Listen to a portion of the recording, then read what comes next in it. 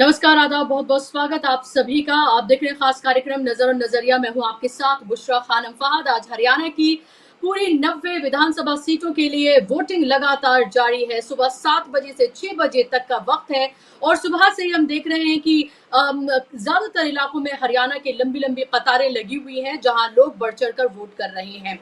ये वोट एक तरह से ये माना जा रहा है कि बदलाव के लिए वोट है। 10 साल की सरकार से लोग छुटकारा चाहते हैं और इसीलिए बढ़-चढ़ कर अपने घरों से निकलकर अपने जो उनके अहम मुद्दे हैं, जो उनकी मूलभूत सुविधाओं के लिए, रोजी-रोटी के लिए, किसानों के साथ जो हुआ, पहलवानों के साथ जो हुआ और नौजवानों के साथ जो हुआ, जवानों के साथ जो अग्निवीर योजना लेकर सरकार आई, उस सब को लेकर जो गुस्सा है, उस गुस्से में कहीं न कहीं लग रहा है कि लोग बढ़-चढ़ कर वोट कर रहे हैं। और मैं आपको अब तक की परसेंटेज मैं आपको बता दूँ 3 बजे तक, क्योंकि हर 2 घंटे के बाद इलेक्शन कमीशन आंकड़ा जारी करता है कि कितने परसेंट वोटिंग अब तक हो गई है और इलेक्शन कमीशन के आंकड़ों के मुताबिक अब तक लगभग 49.13% पूरे हरियाणा में अब तक वोटिंग हो चुकी है। ये 3 बजे तक का आंकड़ा है, 1 घंटा बीत चुका है, अभी वोटिंग परसेंटेज लगातार इसमें बढ़ रहा है और सबसे ज्यादा जो वोटिंग हुई है वो है यमुनानगर की।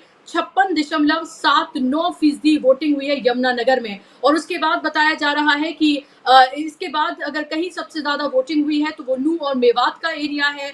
सबसे कम वोटिंग गुरुग्राम और इसके साथ पंचकुला में देखने के लिए मिली है। गुरुग्राम की बात करते हैं तो 3 बजे तक का आंकड़ा है, 38.61% ही वोटिंग हुई है। ये 3 बजे तक का आंकड़ा है गुरुग्राम का, मैं आपको बता रही हूँ। और पंचकुला का हाल भी कुछ बहुत बेहतर नहीं है। इससे आप ये समझिए कि जो इलाके जहां पर भारतीय जनता पार्टी को ये यकीन है कि यहां से उसे कुछ सीटें आ सकती हैं, उन्हीं इलाकों की मैं आपको बता रही हूँ। जो प्रभुत्व वाली जगहें रही हैं भारतीय जनता पार्टी के, उन जगहों पर वोटिंग परसेंटेज में गिरावट है, बहुत ज्यादा गिरावट है अगर कंपेयर किया जाए दूसरे एरिया से। क्योंकि पूरे हरियाणा की अगर हम बात करते हैं तो पूरे हरियाणा में लगभग अब तक 3 बजे तक 50% तक वोटिंग हो चुकी है और इसमें टॉप पर है यमुनानगर और उसके बाद है नूंह और मेवात।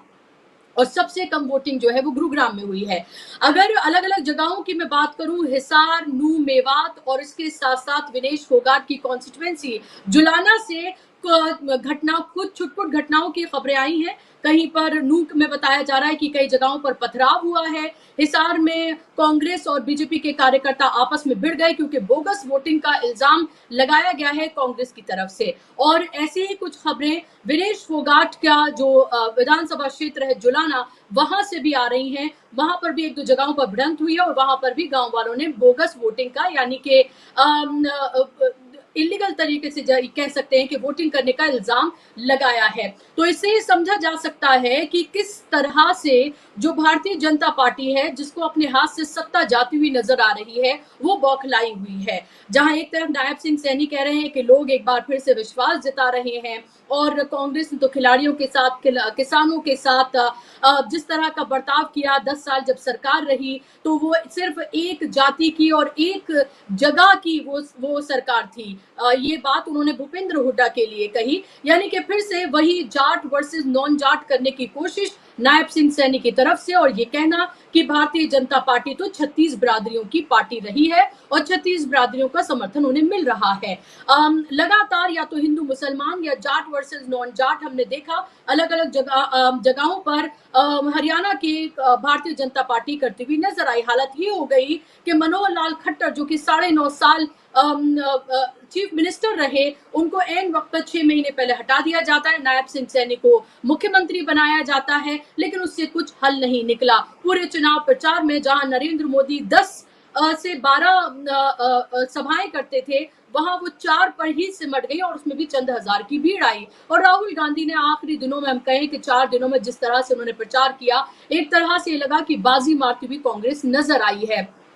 दीपेंद्र हुड्डा से लेकर भूपेंद्र हुड्डा, कुमारी सैलजा, इन सब ने वोट डालकर ये विश्वास ये कहा है कि कांग्रेस की सरकार बनने जा रही है। हालांकि ये माना जा सकता है भाई उनको विश्वास है, उनको लग रहा है कि लहर जो है वो कांग्रेस की देखने के लिए मिल रही है। एंटी इनकम्बेंसी बड़े पैमाने पर है और अलग-अलग जगहों से जिस तरह की खबरें सामने आ रही हैं, जो घटनाएं हो रही हैं, वो कहीं ना कहीं बीजेपी की बौखलाहट को साफ तौर पर दिखाती हैं। कि सत्ता हाथ से जाते हुए दिख रही है, तो भारतीय जनता पार्टी किन हथकंडों पर उतर आई है। अब देखना ये है कि जब 6 बजे चुनाव प्रचार चुनावी जो वोटिंग है, माफ कीजिएगा, वो थम जाएगी, तो फिर क्या परसेंटेज आती है वोटिंग की और किन इलाकों में कितनी परसेंटेज रही है, ये बहुत महत्वपूर्ण है। 9 जिले हैं और 9 जिलों में अलग अलग जिलों का अपना सोशल पॉलिटिकल स्ट्रक्चर है, अलग अलग उनके मुद्दे हैं, क्योंकि हरियाणा के जो मुद्दे हैं वो तो हैं ही, लेकिन अपनी अपनी जगहों के लोकल मुद्दे भी हैं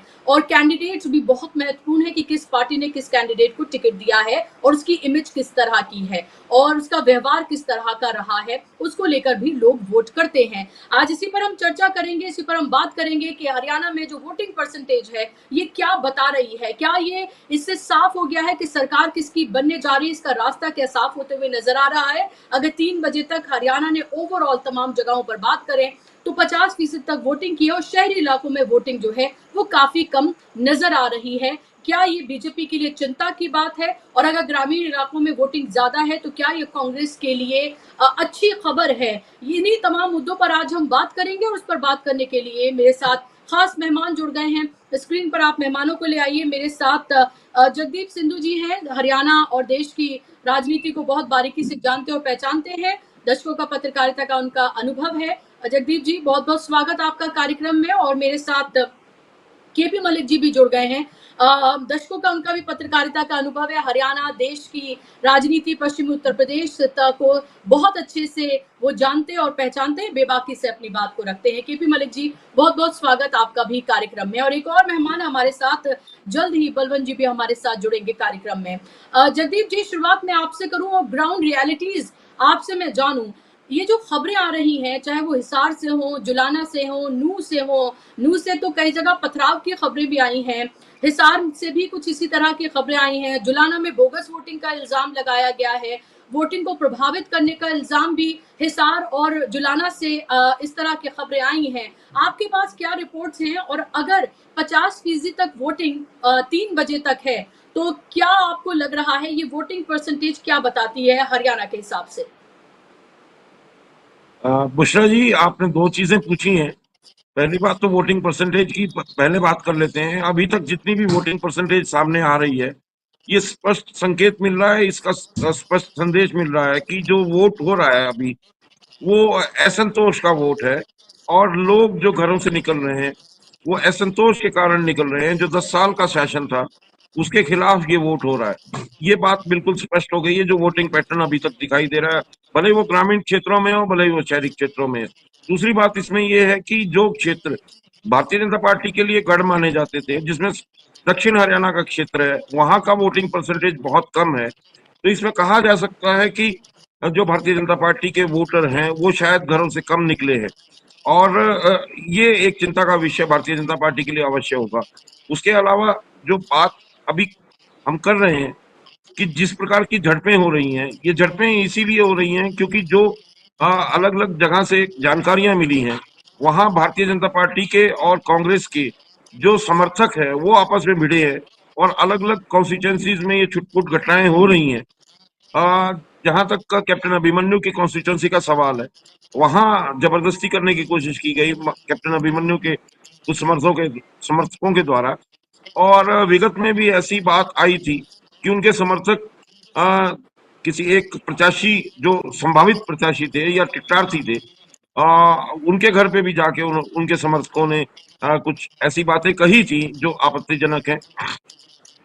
और उसके अलावा जैसे विनेश फोगाट की कॉन्स्टिट्यूंसी में जिस तरह से वो जो भारतीय जनता पार्टी के प्रत्याशी हैं उनके साथ ग्रामीणों की जो झड़प हुई है, जिस प्रकार वो दबाव बना रहे थे भारतीय जनता पार्टी के पक्ष में वोट डालने के, वहां से उनको ग्रामीणों ने खदेड़ा है।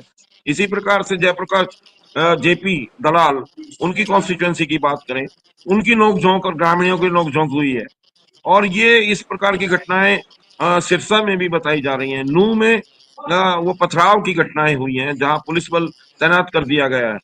और अलग अलग कॉन्स्टिट्यूंसी की बात करें तो पूरे हरियाणा में कहीं कहीं ऐसा लग रहा है कि जहां भारतीय जनता पार्टी कहीं पिछड़ती दिख रही है या उन बूथों पे जहां कांग्रेस के समर्थक ज्यादा हैं, वहां झड़पें हो रही हैं।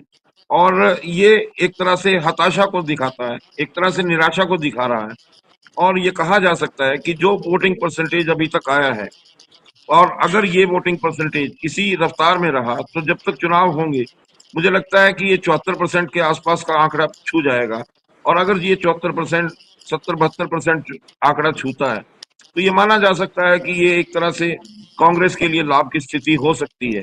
और इसमें भारतीय जनता पार्टी के लिए बड़ी चिंता हो सकती है। जो आपने अपने प्रस्तावना में कहा कि भारतीय जनता पार्टी के जो स्टार प्रचारक हैं, उन्होंने चुनाव के प्रति जो असंवेदनशीलता दिखाई है या गंभीरता नहीं दिखाई, और जो चुनाव प्रचार वो समय से पहले छोड़ गए। आप देखिए कि प्रधान सेवक प्रधानमंत्री नरेंद्र मोदी हर चुनाव में अपना एक रोड शो करते हैं, लेकिन हरियाणा में वो रोड शो करना भूल गए। अब आप देख लीजिए कि यहाँ किस प्रकार का आक्रोश उनके भारतीय जनता पार्टी के खिलाफ रहा होगा। तो ये अपने आप में एक बड़ा संकेत है कि भारतीय जनता पार्टी की जो खुफिया रिपोर्ट्स हैं, जो अंतरिम रिपोर्ट्स हैं, उनके आधार पे उनके जो निर्णय हैं, उनको पहले से आभास हो गया है। और लोकसभा चुनाव के समय जो परिणाम आए, उसी वक्त ये तय हो गया था कि भारतीय जनता पार्टी का भविष्य हरियाणा में क्या होने वाला है। तो उसी को देखते हुए आज ये जो वोटिंग पैटर्न दिखाई दे रहा है, ये उसको भी स्पष्ट करता है कि जो रिपोर्ट्स और जो जानकारी हमें धरातल से मिल रही थी, जिस प्रकार की अपेक्षाएं थी और जिस प्रकार से लोगों का आक्रोश है, जो नाराजगी है, वो इस बात को साबित करती है कि भारतीय जनता पार्टी के विरोध में ये असंतोष का वोटिंग, आज मतदान जो हो रहा है, वो स्पष्ट रूप से दिखाई देने लगा। जी, जगदीप जी, अगर हम यहाँ देखिए, मलिक जी, मैं आपके पास आ रही हूँ। अगर हम हरियाणा की जब हम बात करते हैं, तो आप ये देखिए कि हमने देखा है कि जब अगर कई चरणों में कहीं पर चुनाव हो रहा होता है, तो प्रधानमंत्री जरूर मेक श्योर करते हैं कि अगर जहां कहीं भी चुनाव हो रहा है एक चरण में, तो दूसरे किसी और जगह पर जाकर वो प्रचार करें, रैली को संबोधित करें, ताकि टीवी चैनल्स पर सिर्फ वही नजर आए और कहीं ना कहीं उसको प्रभावित हो करें। आज आप ये देखिए कि आज वो महाराष्ट्र में है, और उसके साथ साथ जो किसान सम्मान निधि है, उसकी राशि आज रिलीज की गई है। यानी कि जब लोग वोट करने के लिए जाएं और उनके मोबाइल पर ये मैसेज आए कि भाई देखिए, आप प्रधानमंत्री जो किसान सम्मान निधि है, उसके पैसे आपके अकाउंट में क्रेडिट हो गए हैं, तो कहीं ना कहीं उससे भी प्रभावित करने की कोशिश है। तीसरी बात, राम रहीम जो है वो पेरोल पर छूटते हैं इलेक्शन से पहले, और ऐसे हर इलेक्शन से पहले वो ऐसे ही छूटे हैं। लोकसभा से लेकर हमने विधानसभा इलेक्शन से लेकर हमने यहाँ तक कि जो लोकल बॉडी इलेक्शन होते हैं उस तक में उनको पेरोल पर छोड़ा गया है, और वो बाहर आकर कहते हैं कि बीजेपी को आप वोट करें। यानी कि बीजेपी ने कोई भी अपना हथकंडा नहीं छोड़ा है। जहां इंडिपेंडेंट है, जो कांग्रेस को हरा सकते हैं या उनको सपोर्ट करें तो उनका खेल बिगाड़ सकते हैं, वहां उनको सपोर्ट किया गया है। दो दो उन्होंने गठबंधन कराए हैं, जेजेपी और चंद्रशेखर आजाद का, आईएनएलडी, बीएसपी और गोपाल कांडा का, और वो खेल भी सामने निकल कर आ गया। तो बीजेपी ने कुछ छोड़ा नहीं है करने के लिए। क्या इसमें से कोई भी एक चीज उनके लिए काम करती हुई नजर आ रही है आपको? किसान सम्मान निधि की बात है तो उसके समानांतर अभी मंडियों में धान की फसल आ चुकी है, और नायब सिंह सैनी जहां से चुनाव लड़ रहे हैं, उन्हीं मंडियों में लोगों की नाराजगी बढ़ी हुई है। क्योंकि जब धान की खरीद की बात आई थी, तो अमूमन हरियाणा में धान की फसल की खरीद 21 सितंबर को शुरू हो जाती है। लेकिन अब के एक फरमान आ गया था कि ये जो धान की फसल है, ये 3 तारीख को खरीदी जाएगी। और उसकी वजह से कई प्रदर्शन कई मंडियों में, कुरुक्षेत्र, थानेसर, अ, और पीपली, लाडवा, इंद्री, नीलोखेड़ी, यमुनानगर तक ये प्रदर्शन हुए हैं। और किसान सम्मान निधि की जहां तक बात करें, तो आज अगर किसान सम्मान निधि किसानों के खाते में दी गई है, तो उसका पूरा आकलन किसानों ने पहले ही प्रस्तुत कर दिया है। और हरियाणा प्रदेश में सभी को ये मालूम है कि किसान सम्मान निधि की क्या उसकी महत्ता रह गई है।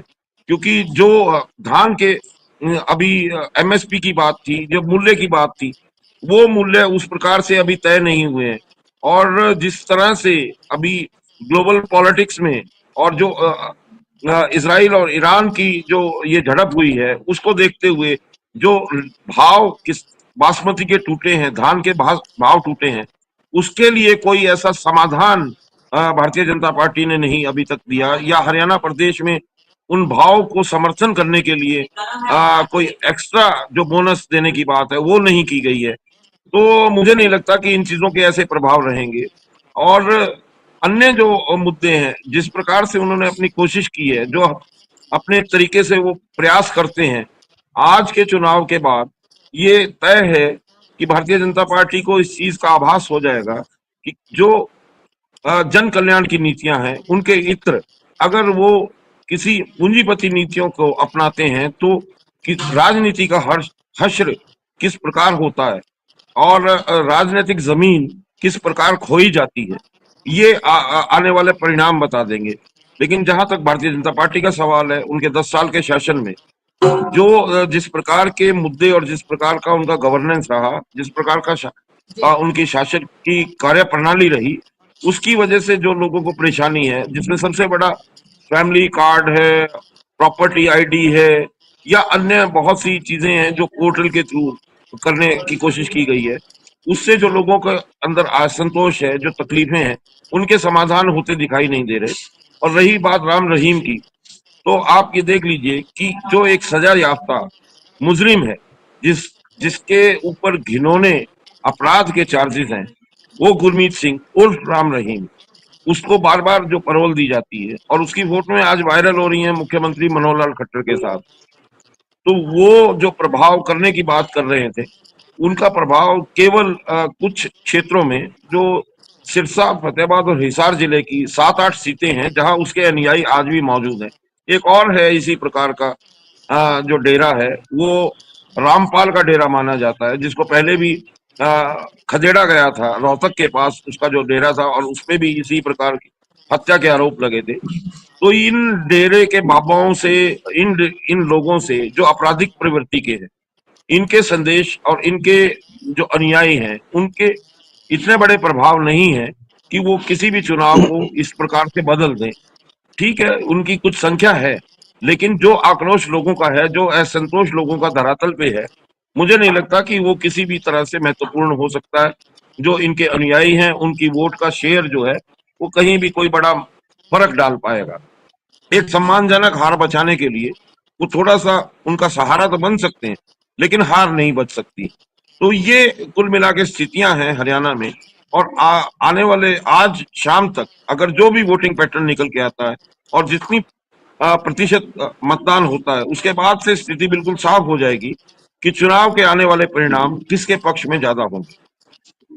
जी बिल्कुल। वोटिंग परसेंटेज बहुत कुछ बता देता है, वोटिंग पैटर्न बहुत कुछ बता देता है, किस एरिया में कितने परसेंट वोटिंग हुई है, कितनी बड़ी तादाद में लोग बाहर निकल कर आए हैं। और जमीन पर लोगों से जब बात की जाती है, उससे भी बहुत अंदाजा हो जाता है कि लोग आखिर किसके लिए वोट कर रहे हैं, किन मुद्दों पर वोट कर रहे हैं। क्या 10 साल की सरकार से वो खुश रहे हैं या फिर वो 10 साल जो सरकार रही उससे नाखुश रहे हैं। आपको हरियाणा में बहुत ज्यादा रॉकेट साइंस लगाने की जरूरत नहीं है। आप ग्राउंड पे जाइए, लोगों से बात करिए, किसी के आगे भी आप माइक लगा दीजिए एक जर्नलिस्ट के तौर पर, और लोग आपको बता देते हैं कि हरियाणा में क्या होने जा रहा है। हरियाणा का कोई ऐसा वर्ग नहीं है जिसको सताया ना गया हो, ये कहते हुए नजर आते हैं हरियाणा के लोग। आंगनबाड़ी वर्कर्स को पीटा, आशा वर्कर्स को पीटा, सरपंचों को पीटा, टीचर्स को पीटा, खिलाड़ियों को पीटा, किसानों को पीटा। यानी कि उनके पास एक लंबी फहरिस्त है और वो ये कहते हुए नजर आते हैं कि भारतीय जनता पार्टी ने आखिर किसको छोड़ा है। और दूसरा, फिर उसके बाद जो पोर्टल्स बनाए गए हैं, चाहे फैमिली आईडी के नाम पर हो, प्रॉपर्टी आईडी के नाम पर हो, लोग अपने लिए, अपनी प्रॉपर्टी को बेचने के लिए, खरीदने के लिए दर दर की ठोकरें खा रहे हैं। और उसमें इतना करप्शन है कि लोग की अपनी प्रॉपर्टी को बेचने या खरीदने के लिए उनको पैसे देने पड़ते हैं। और आप देखें कि पोर्टल जो बनाए गए थे, वो क्या क्या कहकर बनाए गए थे। बड़े बड़े शहरों में जो सिविक एमिनिटीज हैं, यानी कि जिस तरह एक बारिश में जो हाल वहां पर हो जाता है, गुरुग्राम जैसे बड़े बड़े शहरों में, वो भी एक बहुत बड़ी समस्या है। और पहलवान, किसान, नौजवान, ये सब तो सबसे बड़े मुद्दे हैं ही। और इन सब पर भारतीय जनता पार्टी पूरी तरीके से घिरी हुई है। और ये मुद्दे सिर्फ हरियाणा तक सीमित नहीं है, हरियाणा में ये सबसे बड़े मुद्दे हैं, लेकिन जो हरियाणा के मुद्दे हैं वो कहीं ना कहीं नेशनल मुद्दे भी हैं। और लोकसभा में 5 सीटों पर समेट दिया था हरियाणा के लोगों ने भारतीय जनता पार्टी को, जहां 10 में से उसने 10 सीटें दी थी। तो विधानसभा में आप सोचिए कि क्या उसके साथ हो सकता है। जगदीप जी, अगर आपके पास वक्त हो तो रुकिएगा आप थोड़ी देर के लिए। केपी मलिक जी, आपसे मेरा सवाल, ये जो हरियाणा ने जितनी बड़ी तादाद में अभी वोट किया है, 50% अगर 3 बजे तक है, तो आपको क्या लग रहा है कि अगर ये 70, 72, 74 तक जाता है 6 बजे तक, जिसके रात तक हमारे पास आंकड़े आएंगे क्योंकि हर 2 घंटे में इलेक्शन कमीशन अपडेट करता है, तो आपको क्या लग रहा है कि ये जो वोटिंग परसेंटेज है वो क्या बताती है? अलग अलग जगहों पर होती झड़पें और एक तरह से हरियाणा के लोगों का ये कहना कि वो वोट करने के लिए नहीं बल्कि सबक सिखाने के लिए, बदला लेने के लिए वोट कर रहे हैं। इतनी नाराजगी तो बहुत कम जगहों पर ही देखने के लिए मिलती है, बहुत कम स्टेट्स में देखने के लिए मिलती है। उसरा जी, नाराजगी कहाँ है जब सब किसानों के अकाउंट में पैसे आ गए हैं? नाराजगी कहां से रहेगी फिर? प्रधानमंत्री जी ने इतना पैसा किसानों को भेज दिया है तो किसान तो वहां खुशी से नाच रहे हैं। एक तरफ तो आप किसानों को लठ बजा रहे हैं, 700 किसान मर गए हैं, सालों साल किसान वहां पंजाब के हरियाणा के बॉर्डर पे बैठे हैं, आप उनको दिल्ली नहीं आने दे रहे हैं, किसान आपको गांव में नहीं घुसने दे रहे हैं, और आप उनको 2000 रुपए दे के खरीद रहे हैं उनको, और आप ये सोच रहे हैं वो आपको वोट देंगे, और इनको शर्म भी नहीं आती ये करते हुए। आप मान के चलिए बुशरा जी कि मैं जो आपको कहता हूं ना कि ये जैसे हमारे गांव आसपास के जो गांव हैं पश्चिम उत्तर प्रदेश के, हरियाणा के, अगर हमारे यहाँ कोई बीमार हो जाता है तो पहले हम उसका गांव में इलाज कराते हैं, फिर उसको हम शहर में ले जाते हैं, सोनीपत ले जाते हैं, फिर वहां नहीं होता तो फिर सोचते हैं चंडीगढ़ ले जाएं या दिल्ली ले आए, तो दिल्ली ले जाते हैं उसको, और तब तक वो पक चुका होता है, उसको कोई इंजेक्शन लगा रहा है, ऑक्सीजन दे रहा है, उसको हलचल नहीं होती है।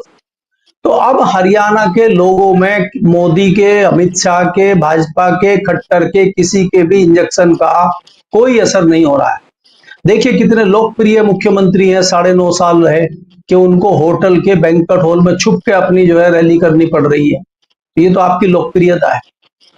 ये देखिए ऐसा है कि आप वोट परसेंटेज बढ़े या घटे, हालांकि मैं उम्मीद कर रहा हूं कि 70+ सब जगह रहेगा, और कई जगह आपको 76 भी देखने को मिलेगा। लोगों में बहुत जोश है, और ये जताता है कि ग्रामीण क्षेत्र में वोट परसेंटेज बढ़ा है, शहरों में घटा है। तो दोनों जगह ये कोई एक साधारण व्यक्ति भी बता सकता है कि गांव में अधिकतर वोट कांग्रेस का है और शहरों में भाजपा का है। तो अगर कम वोटिंग हो रही है तो लोग जो है आपके इंटरेस्ट कम ले रहे हैं। क्या व्यापारी बहुत खुश है क्या भारतीय जनता पार्टी से? क्या शहरों का बेरोजगार युवा बहुत खुश है क्या भारतीय जनता पार्टी से? तो ये भारतीय जनता पार्टी से लोग उकता चुके हैं, और मेरे हिसाब से तो बुशरा जी भारतीय जनता पार्टी 2019 में हार चुकी है। जनता ने तो उसको जिता के भेजा नहीं था सरकार बनाने के लिए। धोखे से आपने जो है, जो इस बार चाचा भतीजा ऑपरेशन आप चला रहे हैं, पिछली बार भतीजा ऑपरेशन था, इस बार चाचा ऑपरेशन सोच के आप कर रहे हैं कि ये जो है इस बार चाचा को पटा लो और इस बार चाचा के साथ मिला के उसी तरह सरकार बना लेंगे जैसे पिछली बार भतीजे को मिला के बनाया था। दुष्यंत चौटाला को जो वोट पिछली बार मिला था वो भारतीय जनता पार्टी का विरोधी वोट मिला था, और आप भारतीय जनता पार्टी का विरोधी वोट लेकर भाजपा के गोद में बैठ गए। इसका नुकसान इस बार उसके चाचा को होने जा रहा है। ये इनकी बात है। दूसरी बात यह है कि किसान अब किसी भी हद तक, किसान को भीख नहीं चाहिए। मैं अभी आपकी बात कर रहे थे, मैंने अभी अपना फोन खोला, वो फेसबुक खुल गया, 1 साल पहले, आज ही के दिन वो कई बार रिपीट कर देता है 1 साल का, उसमें मेरा आर्टिकल खुल गया कि इस बार एमएसपी नहीं तो वोट नहीं। और इत्तेफाक देखिए आप, एमएसपी नहीं तो वोट नहीं। आज से 1 साल पहले मेरा आर्टिकल छपा था, मेरे सामने आ गया, और ये इसमें लिखा हुआ है कि वोट नहीं, एमएसपी नहीं तो वोट नहीं। और आप बताइए कि आप एमएसपी तो दे नहीं रहे, फसलों के दाम दे नहीं रहे, और 2000 रुपए हमारे अकाउंट में, जब हमें नहीं चाहिए आपके 2000 रुपए, हमें आप हमारी फसल का वाजिब दाम दे दीजिए, और जो बाकी एहसान आप किसान पे कर रहे हैं वो सब एहसान बंद कर दीजिए। सबसे पहले ये भीख बंद कर दीजिए। किसान को भीख नहीं चाहिए, वो अपना खून पसीना खेतों में बहाता है। दूसरी बात बुशरा जी, जो आप बात कर रहे हैं, और आपने 2-3 चीजें बताई थी कि भारतीय जनता पार्टी तमाम श्याम दाम दंड भेद कर रही है, बाकी लोगों को मिला रही है, उनसे बातें कर रही है। भारतीय जनता पार्टी तो बहुत सारी चीजें कर रही है। एक चीज आप भूल गए, भारतीय जनता पार्टी ने खाप पंचायत के नेताओं को श्री श्री रविशंकर जी का आशीर्वाद देने के लिए बेंगलोर भेजा था। कई किसान उसमें चले गए, कई खाप पंचायत के चौधरी और प्रतिनिधि हवाई जहाज की यात्रा करके आए और बाद में उनके गांव में जो है फिर डांट पड़ताल हुई और पूछा गया आप कैसे चले गए। उन्होंने कहा आपको क्या दिक्कत है, अरे वोट ही तो खिलाफ डालना है इनके, थोड़े अगर हमारे मजे आ रहे, हम घूम आए, हवाई जहाज में घूम आए, बढ़िया वहां पे बाबा का आशीर्वाद ले, तुम्हें क्या दिक्कत है। बोला फिर ठीक है, ये कुछ भी हो, वोट इनके खिलाफ डालेगा।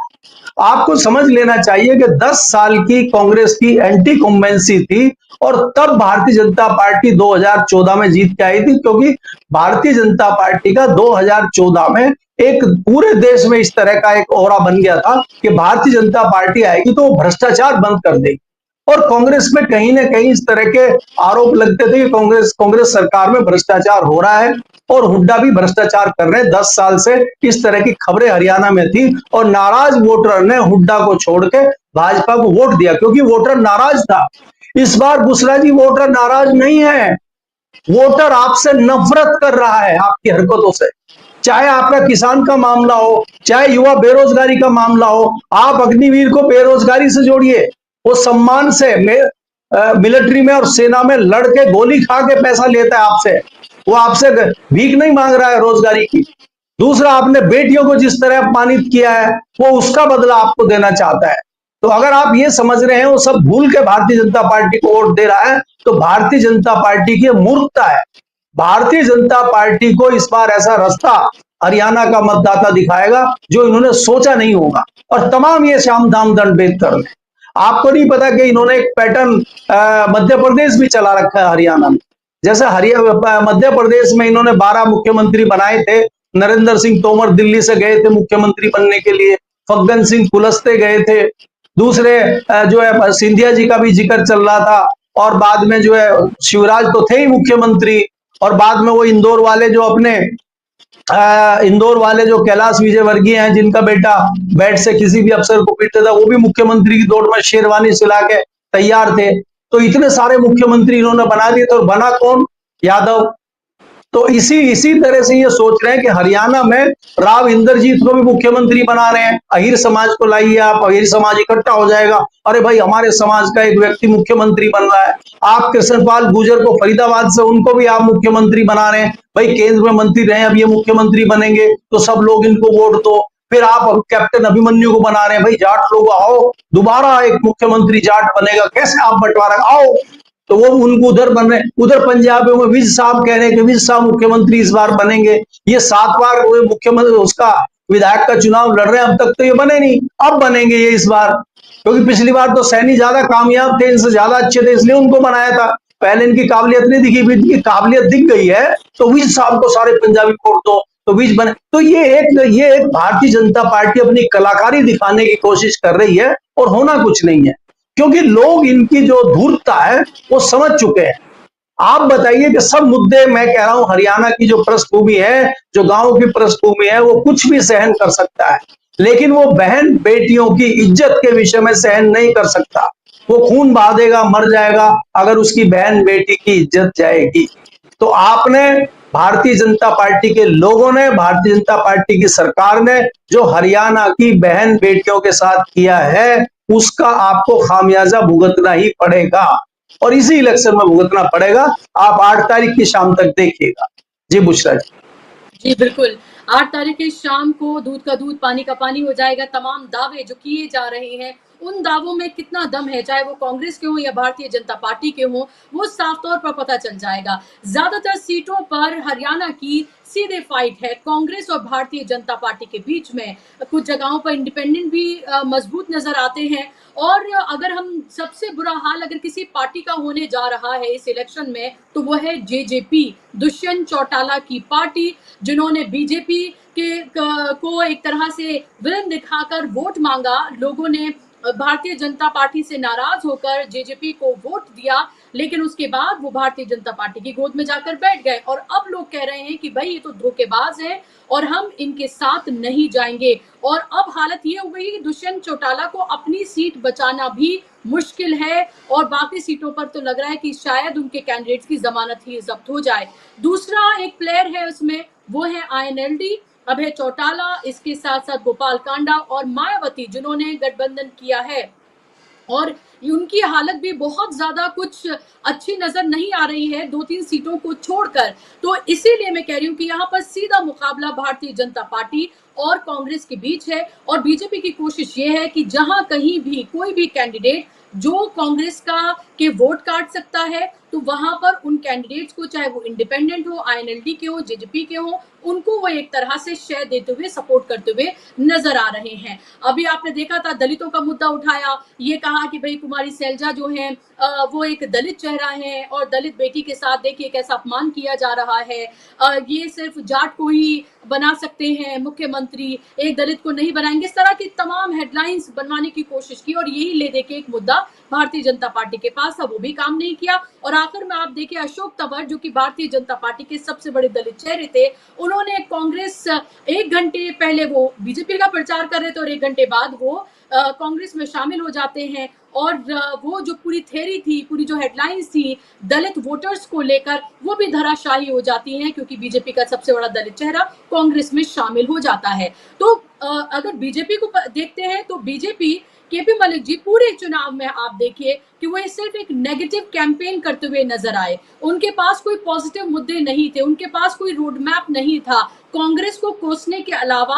और 10 साल पहले कांग्रेस ने क्या किया करती थी, उसके अलावा उनके पास कुछ और बात करने के लिए नहीं थी। ये कहा गया कि देखिए 24 फसलों पर MSP हम देते हैं, जब लोगों से पूछा मैंने तो लोगों ने कहा कि 24 फसलें तो हरियाणा में होती भी नहीं है, किस पर MSP दे रहे हैं वो। और दूसरा बिना खर्ची बिना पर्ची के, ये 2 मुद्दे थे जो सबसे ज्यादा बीजेपी को लग रहा था उसके लिए काम कारगर होंगे, लेकिन बिना खर्ची बिना पर्ची की भी पोल पूरी तरीके से खुल गई।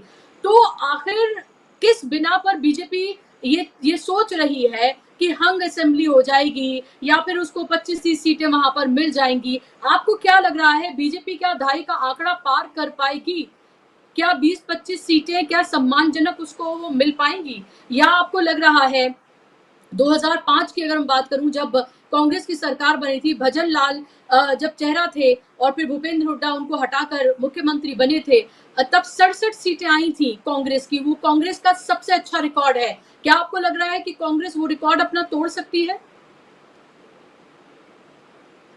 देखिए बुशरा जी, ये तो कहना बहुत मुश्किल है कि कांग्रेस वो रिकॉर्ड तोड़ेगी कि नहीं तोड़ेगी, लेकिन इसमें कोई दो राय नहीं है कि कांग्रेस को बहुत अच्छे नंबर मिलने जा रहे हैं। और बुशरा जी, आपको ये भी समझना होगा कि कोई ऐसा नहीं है कि पिछले 10 साल में कांग्रेस ने कोई बहुत अच्छा वहां पे कर दिया है और कांग्रेस की जय जयकार लोग कर रहे हैं, ऐसा नहीं है। यहाँ कांग्रेस नहीं जीत रही, यहाँ जनता जीत रही है, यहाँ जनता चुनाव लड़ रही है। आप बुशरा जी देखिए कि सबसे बड़ा रिकॉर्ड देवीलाल के समय रहा है, 90 में से 85 सीटें वो जीत के आए थे और मुख्यमंत्री बने थे। वो रिकॉर्ड आज तक कोई नहीं तोड़ पाया है। लेकिन आपको ये देखना होगा कि उसके परिवार के लोग, उसके वंशज आज कहां खड़े हुए हैं। सबसे दुखद बात यह है इस राज्य में जो छोटे दल हैं, जो स्थानीय दल हैं, जो क्षेत्रीय पार्टियां हैं, वो खत्म हो रही है और खाली भारतीय जनता पार्टी और कांग्रेस रह गई है। ये थोड़ा सा विश्लेषकों के लिए, हम लोगों के लिए ये दुखद विषय है। जब तक आपका विभिन्न विपक्ष मिलकर एक मजबूत विपक्ष नहीं होगा, तब तक किसी भी सरकार पे कंट्रोल करना बड़ा मुश्किल होता है। आप अगर 2019 का विश्लेषण करें कि जिस प्रकार से कांग्रेस के नतीजे रहे थे, भारतीय जनता पार्टी के नतीजे रहे थे और इन्होंने धोखेबाजी से जिस प्रकार से चुनाव जीत के भाजपा की सरकार बनी थी, तो एक हिसाब से भाजपा को तो नकार दिया था हरियाणा के लोगों ने। लेकिन इस 5 साल में जिस प्रकार से हरकतें भारतीय जनता पार्टी की ओर से रही हैं, भारतीय जनता पार्टी बखूबी जानती है कि उनकी स्थिति बहुत खराब है। नहीं तो आप मुझे बताइए कि 9.5 साल के मुख्यमंत्री को आप कैसे हटा देंगे और आज कैसे बिहेव उनके साथ हो रहा है। आपको याद होगा मंचों पे जिस प्रकार का बिहेव मोदी जी ने अडवाणी के साथ कई मंचों पे किया था, वही बिहेव जो है आप खट्टर के साथ क्यों कर रहे हैं? आप जनता में क्या मैसेज देना चाहते हैं? और क्या सैनी में इतनी ताकत है कि वो हरियाणा को अपने साथ लेके चलें? लेकिन भारतीय जनता पार्टी की एक बात का मैं कायल हूं कि वो आखिर तक युद्ध लड़ते हैं, वो पीछे नहीं हटते हैं। और वो शाम दाम दंड भेद सब करते हैं। जब उनको लगता है कि हम सामने से नहीं जीत पाएंगे तो वो छुप के वार करते हैं, छद्म युद्ध करते हैं। आप इसमें देखिए कि कितनी सारी चीजें इन्होंने करी हैं जो पर्दे के पीछे से होने वाली चीजें हैं। आप देखिए कि राम रहीम को आप ऐसे वक्त पे छोड़ते हैं और राम रहीम को आप कहते हैं कि भाई भारतीय जनता पार्टी के लिए अपील करिए। और बुशरा जी, जितने लोगों से हमारी बात हुई है, कल शाम को भी बात हुई है कि राम रहीम के लोगों के साथ भारतीय जनता पार्टी ने अपने और संघ के लोग लगाए हैं हर गांव में, और उनकी ड्यूटी है कि जो इनके लोग वोट डालने के लिए कह रहे हैं कि भाई आपको वोट डालना है तो उनको कैसे पक्का करना है। आप जाइए इनके साथ, कौन नाराजगी है, कौन इनकी बात मान रहा है, कौन नहीं। इस हद तक भारतीय जनता पार्टी चीजें कर रही है। उसके बावजूद भारतीय जनता पार्टी की स्थिति बहुत ज्यादा खराब है। और दूसरा, अगर आप देखेंगे इलेक्शन कमीशन किस हद तक सहयोग करेगा, जो जो आपके पास सिस्टम है वो किस हद तक काम करेगा भारतीय जनता पार्टी के लिए। 4 जून के बाद जिस तरीके से परिस्थितियां बदली हैं, भारतीय जनता पार्टी जाने, यही सिस्टम था यूपी में, क्यों नहीं आप ले आए? 80 में से 80 ला रहे थे आप तो एक लिमिट तक ही आपके सिस्टम भी काम करता है और आपके जो अधिकारी और बाकी लोग हैं वो भी आपका एक हद तक आपका साथ देते हैं। आप आटे में नमक तो मिला सकते हैं, लेकिन नमक में आटा मिलाना मुश्किल हो जाता है। जनता पग पग पे खड़ी है लाठी ले और मोबाइल लेके, सब कैमरामैन बने हुए हैं, 1 मिनट में वीडियो बन जाता है। तो कोई भी अफसर अपनी नौकरी को दांव पे नहीं लगाएगा, वो जनता से ज्यादा समझदार होता है, उसको भी पता है कि अब बदलाव की बेला चल रही है। तो भारतीय जनता पार्टी के लिए तमाम मुश्किलात सामने दिखाई दे रही हैं और ये मोदी जी को भी लग रहा है। और खाली हरियाणा में बदलाव नहीं हो रहा है बुशरा जी, ये आप देख रहे हैं कि राजनीतिक पटल पे भी बदलाव होने जा रहा है। जिस तरह से हम देख रहे हैं कि 4 जून के बाद मोदी जी की जो स्थिति है, उनको कहीं ना कहीं भनक ये भी हो गई है कि शायद धीरे धीरे अमित शाह भी उनका साथ छोड़ रहे हैं। संघ उनको हटाने के लिए जिस प्रकार के प्रयास कर रहा है कि संजय जोशी को लाके अध्यक्ष बनाया जाए, अगर कल्पना कीजिए जिस दिन संजय जोशी भारतीय जनता पार्टी के अध्यक्ष बन जाएंगे तो 80% ताकत तो मोदी जी की वैसे ही निकल जाएगी, तो कैसे सामना करेंगे। तो आप खाली हरियाणा की बात मत करिए, पूरे देश में माहौल चल रहा है। उसके बाद आपको महाराष्ट्र जाना है, झारखंड जाना है। तो भारतीय जनता पार्टी के लिए मुश्किल दौर शुरू हो गया है और हरियाणा में मुझे बदलाव दिखाई दे रहा है और एक अच्छा बदलाव दिखाई दे रहा है। और भारतीय जनता पार्टी का विदाई समारोह साफ साफ मुझे नजर आ रहा है, जो आप 8 तारीख को देखें। जी जी बिल्कुल। हम 8 तारीख को देखेंगे कि सबके दावों में कितना दम है। भारतीय जनता पार्टी, कांग्रेस, और कांग्रेस अगर सत्ता में आ रही है तो कितनी सीटों के साथ वो सत्ता में आ रही है, कितनी कंफर्टेबल मेजॉरिटी के साथ वो सत्ता में आ रही है, क्योंकि कितनी सीटें कांग्रेस की आती हैं, इस सब से भी बहुत कुछ डिसाइड होने जा रहा है। कितनी बड़ी संख्या में सीटें आती हैं, उसके बाद आला कमान क्या फैसला लेते हैं, क्या कौन बनेगा मुख्यमंत्री, क्या ये उसके बाद भी फैसला हो सकता है, क्या भूपेंद्र हुड्डा की जगह कोई और भी हो सकता है। ये बहुत सारी अभी चीजें हैं जिनके सवालों का जवाब हमें 8 तारीख के बाद मिलेगा, और 8 तारीख को जो सीटों की संख्या होगी उससे भी बहुत कुछ डिसाइड होने जा रहा है। और अब इस बीच हमारे साथ बलवंत तक्षक जी भी जुड़ गए हैं, सीनियर जर्नलिस्ट हैं, हरियाणा की राजनीति को बहुत अच्छे से जानते और पहचानते हैं, बहुत बेबाकी से अपनी बातों को रखते हैं। बलवंत जी, बहुत स्वागत आपका कार्यक्रम में। सवाल मेरा आपसे ये बलवंत जी कि जो वोटिंग परसेंटेज फिलहाल है अब तक, और जिस तरह से अलग अलग जगहों पर हिसार, नूह, जुलाना, इन जगहों से कहीं पर बोगस वोटिंग की, तो कहीं पर झड़प की, तो कहीं पर पथराव की खबरें भी सामने आई हैं, और जितनी बड़ी तादाद में हरियाणा बाहर निकलकर वोट कर रहा है, खासतौर पर ग्रामीण इलाकों में, खासतौर पर उन इलाकों में जहां बीजेपी का उतना प्रभुत्व नहीं रहा है, इसको आप कैसे देखते हैं, कैसे आंकते हैं? वोटिंग परसेंटेज क्या कुछ बता रही है?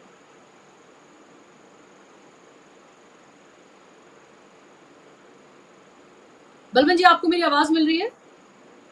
अच्छा, लगता है कि उनसे संपर्क हमारा नहीं हो पा रहा है, लेकिन वोटिंग परसेंटेज बहुत कुछ बताती है कि आखिर लोग क्योंकि बदलाव के लिए वोट कर रहे हैं, या जो मौजूदा सरकार है उनमें उनका भरोसा है। अक्सर ये माना जाता है जब बड़े पैमाने पर वोट डाला जाता है, ज्यादातर कुछ जगहों पर अपवाद स्वरूप हम ये कह सकते हैं कि प्रो इनकम्बेंसी भी होती है, और ये पश्चिम बंगाल से लेकर कई जगहों पर हमने देखा। लेकिन अक्सर यही देखा गया है बेशतर कि जब अगर बड़ी तादाद में लोग बाहर निकल कर लंबी लंबी कतारों में लगकर वोट करें तो बदलाव वोट कर रहे हैं। और शहरी इलाकों में लोग उस तरह से नहीं निकल रहे हैं। आपको पहले पता है कि 1 तारीख को वोटिंग होनी थी हरियाणा में, लेकिन वोटिंग की तारीखों को बदलवाया गया, वोटिंग की तारीखों को 5 तारीख करवाया गया और बीजेपी को इससे उम्मीद लग रही थी कि शायद जब छुट्टियां खत्म होंगी तो कुछ जो शहरी वोटर है वो बाहर निकलकर अपनी ऊंची इमारतों से, एसी कमरों से बाहर निकलकर वोट करने के लिए निकलेगा और जो वोट करेगा तो शायद बीजेपी के हक में करेगा, लेकिन उससे भी कुछ हल होता हुआ नजर नहीं आ रहा है। इसीलिए मैं कह रही हूँ कि बीजेपी कोई भी स्टोन अनटर्न नहीं छोड़ती है, वो अपनी पूरी ताकत लगाती है, वो तमाम हथकंडे अपनाती है जिस भी तरीके से हो, चाहे वो ऑफिसर्स के जरिए हो, इलेक्शन कमीशन की बात करें या फिर हम कैंडिडेट्स की बात करें, मुद्दों की बात करें या कुछ और, हर तरीके से वो हर हथकंडा आजमाती है ताकि वो अपनी जीत को सुनिश्चित कर सके। लेकिन हरियाणा में जिस तरह से अभी केपी मलिक जी भी कह रहे थे कि भाई आप आटे में नमक पूरा नहीं मिला सकते, नमक में आटा मिला सकते हैं, यानी कि आप उतना ही घालमेल कर सकते हैं जितना छिपाया जा सके। हमने लोकसभा इलेक्शन में देखा था कि जहां पर नैरो फाइट थी बीजेपी और कांग्रेस के बीच में या दूसरी पार्टियों के बीच में, वहां पर खेल हुआ है, ये हमने देखा है। बलवंत जी, अगर आपको मेरी आवाज मिल रही है तो मेरा आपसे सवाल ये कि वोटिंग परसेंटेज जो हरियाणा की है वो क्या बता रही है और अलग अलग जगहों पर होती हुई घटनाएं क्या कुछ कहती हैं? हिसार से खबर आई, वहां पर जिस तरह की घटनाएं हुई, या फिर नूह में पथराव हुआ, या फिर जुलाना में बोगस वोटिंग की खबरें आई, ये क्या कुछ बताती है और वोटिंग परसेंटेज क्या बता रहा है हरियाणा का? क्या हरियाणा गुस्से में बदलाव के लिए वोट कर रहा है, इसीलिए ये तादाद अच्छी है खासतौर पर ग्रामीण इलाकों की? निश्चित तौर पे आपकी बात ठीक है। हरियाणा के लोग जिस ढंग से मतदान कर रहे हैं, लगता है उनमें गुस्सा है और वो अपने गुस्से को वोट के जरिए व्यक्त कर रहे हैं ताकि भारतीय जनता पार्टी की 10 साल की सरकार को चलता कर सके। जो आपने बताया हिसार के नारनौल हल्के में माराएं हुई हैं, जुलाना में जहां विनेश फोगाट चुनाव लड़ रहे हैं वहां बूथ कैप्चरिंग करने की कोशिश की खबरें सोशल मीडिया पर आई हैं। मेवात में पथराव हुआ है और महम जो आनंद सिंह धामी के बेटे जहां से चुनाव लड़ रहे हैं वहां जो सिटिंग एमएलए थे बलराज कुंडू, उनके साथ मारपीट की खबरें, उनके कपड़े फाड़े गए हैं। तो हिंसा की खबरें लगातार सोशल मीडिया पर आ रही हैं, लेकिन अभी तक सिचुएशन कंट्रोल में है। कोई इस तरह की स्थिति नहीं है कि कोई जख्मी हो गया हो या किसी की जान चली गई हो। पर लोग जो है जिस ढंग से मतदान के लिए मतदान केंद्र पर पहुंचे हैं और अभी तक का जो मतदान प्रतिशत है वो 50% से ऊपर जा चुका है और मुझे लगता है कि मतदान खत्म होने तक ये 74-75% तक पहुंच जाएगा और भारी मतदान का मतलब है सत्तारूढ़ दल को नुकसान होना। मुझे लगता है कि भारतीय जनता पार्टी को इस चुनाव में 10 साल की एंटी इनकम्बेंसी झेलनी पड़ेगी और अगर भारतीय जनता पार्टी सत्ता से बाहर हो जाती है तो आप मान के चलिए कि किसान जो पंजाब का और हरियाणा का किसान जो बॉर्डर पे बैठा रहा था, जो खट्टर सरकार ने किले ठोक के और भारी पुलिस बंदोबस्त के बाद उनको बॉर्डर पे रोक दिया था, हुड्डा साहब ने कहा कि हमारी सरकार बनते हैं हम बॉर्डर खोल देंगे। अगर बॉर्डर खुलता है तो आप मान के चलिए कि हरियाणा पंजाब का किसान दिल्ली में जा बैठेगा और केंद्र सरकार के लिए भी परेशानी का सबब बनेगा।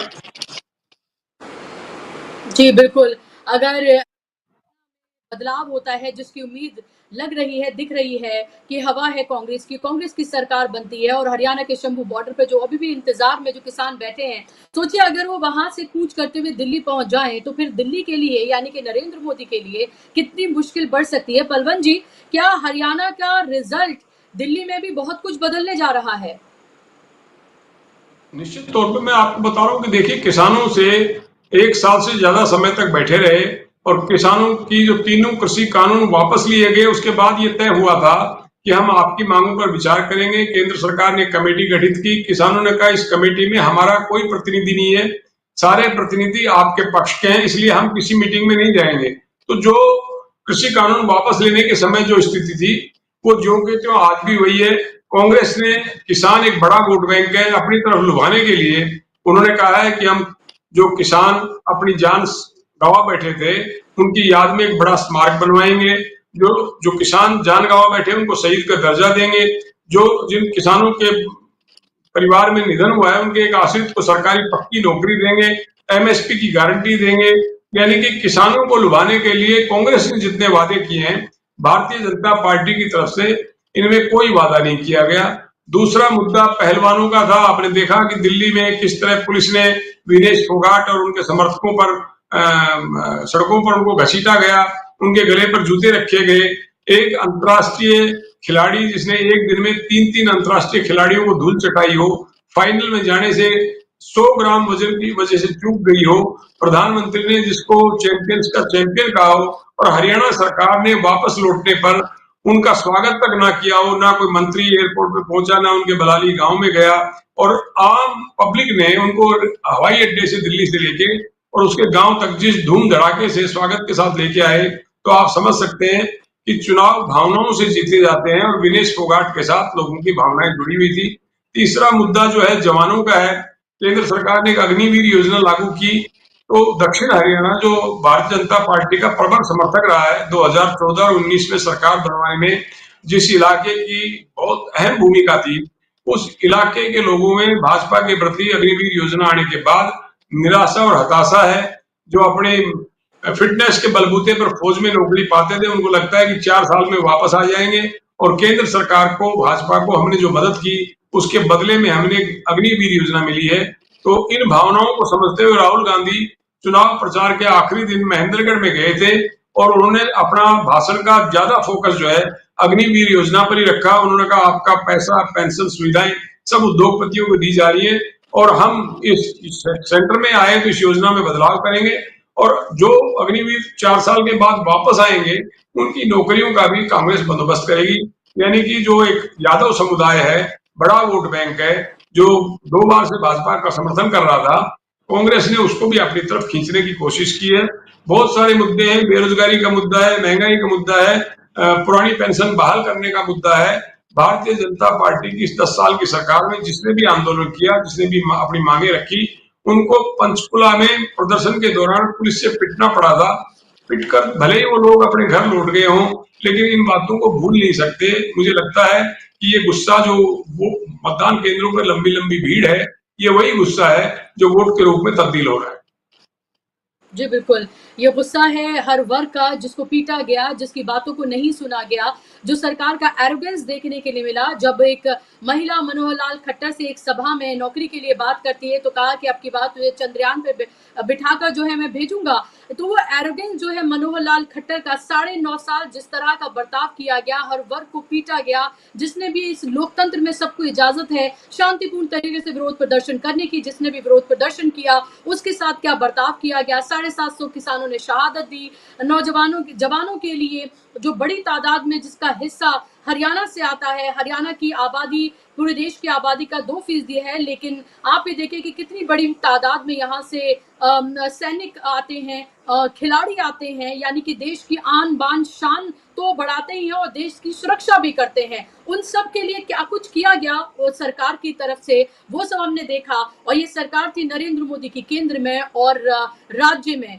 और अब लोगों का गुस्सा मनोहर लाल खट्टर और नरेंद्र मोदी दोनों के लिए है। जितने वो मनोहर लाल खट्टर से नाराज हैं, उससे कहीं ज्यादा नरेंद्र मोदी से हैं, क्योंकि उनके नाम पर उन्होंने वोट किया था। अब से कुछ ही देर में, चंद मिनटों में आप एग्जिट पोल देखेंगे डीबी लाइव पर, और 5 बजे से लगातार आपको सबसे सटीक, सबसे सही एग्जिट पोल, जिस तरह से लोकसभा चुनाव में हमने आपके सामने रखा था और सबसे सही आंकड़े हमारे साबित हुए थे, वैसे ही हम आपको बिल्कुल सटीक और सही, सच्चे, सत्य पर आधारित हम आपको एग्जिट पोल के आंकड़े अब से कुछ ही देर में आपके सामने रखेंगे। लगातार 5 बजे से आप डीबी लाइव पर देखेंगे।